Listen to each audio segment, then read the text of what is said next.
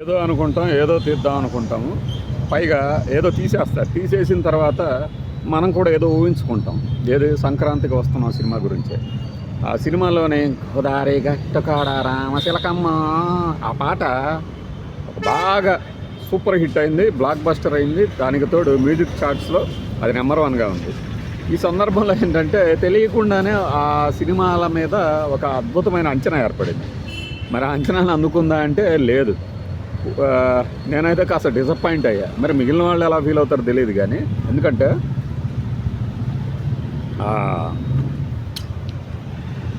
ఆ పాట మినహాయించి మిగతావి ఆ రేంజ్లో లేవు. దానికి తోడు ఈ సినిమా అంతా ఎర్రంశెట్టి సాయి అని ఒక నవల రచయిత ఉన్నారు. ఆయన నవల్లో కనిపించే ఒక రకమైన కామెడీ, వ్యంగ్యం ఇవన్నీ ఉంటాయి. సీరియస్ సన్నివేశాల్లో కామెడీ డైలాగులు అది ఎలా తీసుకుంటారు ప్రేక్షకులు, ఎలా రిసీవ్ చేసుకుంటారు థియేటర్లో. ఇప్పుడు మనం F2 కానీ, ఆ తర్వాత ఇతని సినిమాలు ఒక గ్రాఫ్ సర్లేరు నీకెవరు కానీ, ఇప్పుడు భగవంత్ కేసరి గురించి ఈ జోనర్లో లేదు కాబట్టి అది ఒక ఫార్ములాకి కట్టుబడి ఉన్నాడేమో అనిపిస్తుంది డైరెక్టర్. ఎందుకంటే ట్రైన్ ఎపిసోడ్ ఒకటి ఉంటుంది, అందరికీ మేనరిజమ్స్ కొన్ని ఉంటాయి, ఒక రకమైన ఒక గ్రూప్ హడావిడి కనబడుతూ ఉంటుంది. వాటన్నిటినీ స్క్రీన్ ప్లేలో ఇమిడ్చితే ఓకే. దానికి తోడు ఆ యానిమల్ సినిమాలో ఒక వ్యక్తిని తీసుకొచ్చి పెట్టేది, ఉపేంద్ర అనే ఎవరు. నాకు 2-3 చోట్ల అప్రయత్నంగా పగలబడి నవ్వింది ఎక్కడ అంటే, రే పీల గొంతు ఆఫీసర్ అంటాడనమాట. ఎవరిని? మన సాయి కుమార్ని. నాది పీల గొంత అంటాడు సాయి కుమార్. అంటే అలాంటి ఒక అన్ఎక్స్పెక్టెడ్ డైలాగు, కామెడీ 2-3 సన్నివేశాలు ఉన్నాయి. వెంకటేష్ ఆయన వయసుకు తగినట్లు గత చిత్రాల తాలూకు ఛాయల్ని కంటిన్యూ చేసేది. ఇందులో ఒక చిన్నపిల్లని తీసుకొచ్చి ఆ బూతులు అనిపించేటప్పుడు హై నాయకాలో సినిమా సన్నివేశాలు కనిపిస్తాయి, గుర్తొస్తాయి. ఆ హై నాయకాలో ఎవరైతే టీచర్గా ఉన్న నరేష్, అదే నరేష్ ఇక్కడ ముఖ్యమంత్రిగా ఉండి ఆ పిల్లాడు బూతులు చదివిస్తే ఏమనబోతున్నాడు అతను అంటాడు. కొన్ని పాత సినిమా ఛాయలని గుర్తు తీసుకొచ్చినాయి. ఏంటంటే ఒక అన్డైజెస్టబుల్ కామెడీ, ఇది ఒక రకంగా అబ్జర్వ్డ్ కామెడీ అనొచ్చేమో, ఆ పదం కరెక్టో కాదో తెలియదు కానీ నాకు నిరాశపరుస్తుంది కొంత. అయితే పండగ జోష్ తెచ్చిపెట్టుకొని మనం థియేటర్లకు వెళ్తాం.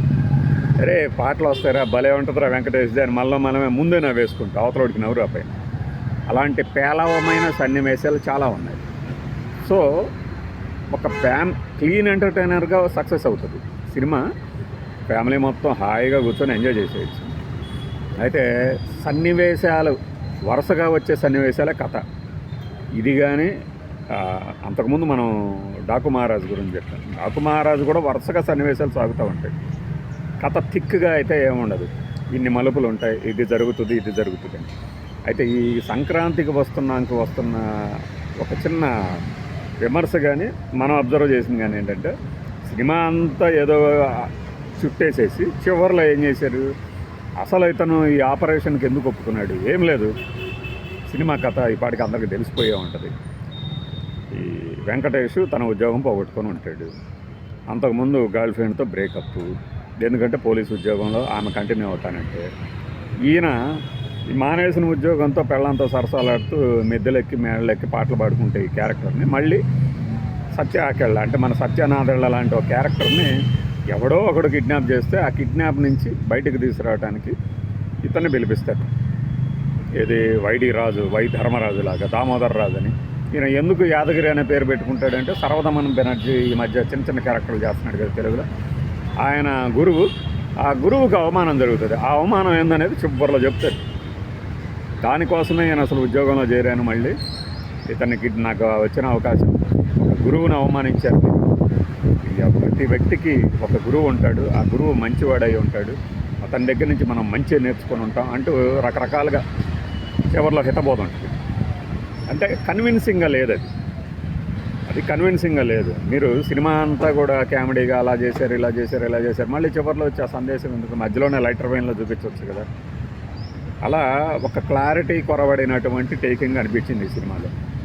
సినిమా అంతా చెప్పేస్తున్నారు అంటే ఈ పాటికి ఊరు వాడ హోరెత్తిపోతుంది కదా. మరి అందరూ చెప్పిన తర్వాత మనం చెప్పేసి అవి కాపీ కొట్టాడురా వీడు అని వాడెవడో అనుకొని ఇప్పుడు వాడు అనుకుంటాడని కాదు, మనం కూడా ప్రేక్షకుల టైంను మనం ఎందుకు తినాలి.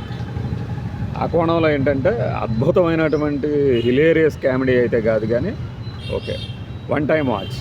మీరు ఇప్పుడు కొంతమంది అడుగుతూ ఉంటారు ఈ సినిమా చూడొచ్చా అంటే నేను చెప్తాను, నువ్వు సినిమా చూడాలనుకోని డిసైడ్ అయినప్పుడు ఈ సినిమాకి వెళ్ళు. లేదులే ఏం వెళ్తాంలే అంటావా, ఓకే ఆగు, ఒక 4 రోజులు ఆగు అని చెప్తా ఉంటాం. అట్లానే ఇవి కూడా వెయిట్ అండ్ వాచ్ మూవీనా అంటే చెప్పలేం. పండగకి ఒక సినిమా చూడాలి అందరితో కలిసి, ఒక మన ఆట విడుపు కార్యక్రమాల్లో అది కూడా ఒకటి అనుకుంటున్నాం కాబట్టి చూడవచ్చు. అయితే ఈ పెద్ద 3 సినిమాల్లో దేనికి పెద్దగా జనం వస్తున్నారు, దేనికి జనం ఓటేశారు అనేది ఆల్రెడీ మనం ఒకసారి చెప్పేశాం కదా.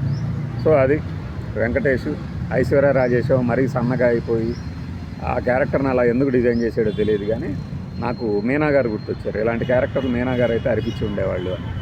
కరెక్ట్, అసలు ఈ పాత్రకి మీనా గారిని తీసుకొని ఉంటే ఇంకా సక్సెస్ అయ్యి ఉండేది. కానీ మన వాళ్ళు కాంబినేషన్ లెక్కలేసుకుంటారు కదా, అక్కడే దెబ్బతినేది. మలయాళం వాళ్ళు అలా వేసుకోరు. బ్రో డాడీ అనే ఒక సినిమా గురించి నేను 7 సార్లు చెప్పాను, అందులో మీనానే హీరోయిన్. వీళ్ళకి ఆ పట్టదు, ఎంతసేపు యంగ్ హీరోయిన్లు పెట్టాలి ఓల్డ్ హీరోలతో అనుకుంటారు. దాని ఫలితమే ఈ బడ్జెట్. ఏదో బడ్జెట్ విషయానికి వచ్చేసరికి చాలా తక్కువే చెప్తున్నారు. ఆ కోణంలో ఏంటంటే సినిమా సక్సెస్ అయిపోయినట్టే, ఆ డబ్బులన్నీ వచ్చేస్తాయి. వారం తిరిగేసరికి సినిమా ఎత్తేసినా సరే డబ్బులన్నీ వచ్చేస్తాయి. అది సంక్రాంతికి వస్తున్నాం అనే టైటిల్ జస్టిఫికేషన్ కూడా అంత ఇదిగా ఏం లేదు. సంక్రాంతికి వచ్చేసారు, చూస్తారు, వెళ్ళిపోతారు కూడా. బాయ్.